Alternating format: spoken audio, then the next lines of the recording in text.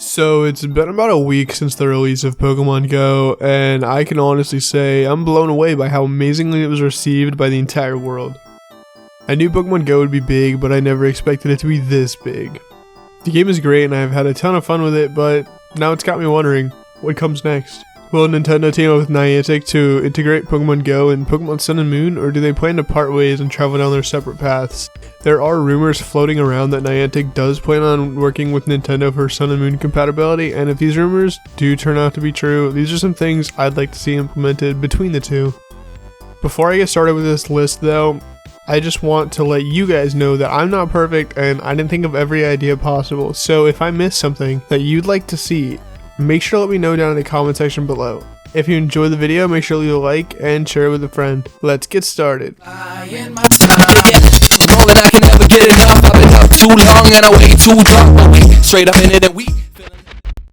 Just a quick notice before we get into this list so I don't have to repeat myself multiple times. The way that I am envisioning most of these things working is by linking your Pokemon Go account to your Sun and Moon copy through some sort of way. Having Pokemon Go generate Pokemon based on your location in Sun and Moon would be a really cool feature to see implemented. For example, if I'm on the island with the sort of snowy mountaintops, yeah, that one. When I launch my Pokemon Go app, it could generate a higher probability that I run into Ice-type Pokemon such as Lapras, or even, hopefully, some new Alola Pokemon. This would be really useful and add a really cool new element to both of the new games. It would be especially cool just to explore the Alola region and find out what Pokemon spawn depending where I'm at in the game. You could even take this a step forward and change the encounters based on time of day or even the weather conditions outside. This next one kind of goes hand in hand with number 5, but I still think it deserves its own spot on the list. If there is some way to link your Go account to your Sun and Moon account, you can unlock special features within the game. Perhaps you get exclusive access to hidden Pokemon within the Alola region, such as older generation Pokemon. Maybe you get access to Easter eggs or hidden dialogue within the game. You can even unlock a few new ways to play the game, kind of like Black and White's challenge modes. The possibilities are endless, and honestly these would be some pretty great incentives for people to get the app, especially since it's free to play. This next feature is one that I think would be especially cool to see.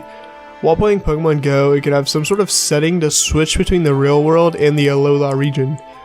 This could be helpful for finding Pokemon in-game with the use of the nearby Pokemon setting. I'd imagine it would function about the same as the Dex Nav from Oros, where it shows you what Pokemon are around you, whether you've seen it or not, and about how far away it is from you. They could add little perks into, such as catching Pokemon while in this mode provide extra Stardust or a little boost in both games. This next feature is a close rival for the number 1 spot, but I still think number 1 is a bit cooler and something I'd like to see a tad more. But that's not to undercut this feature.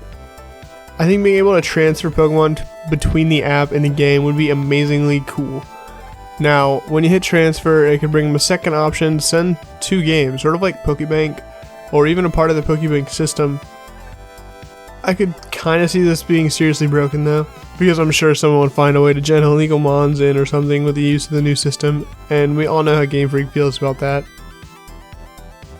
The number 1 feature I would really like to see crossover between the two would be Pokestops and player-owned gyms within the Alola region.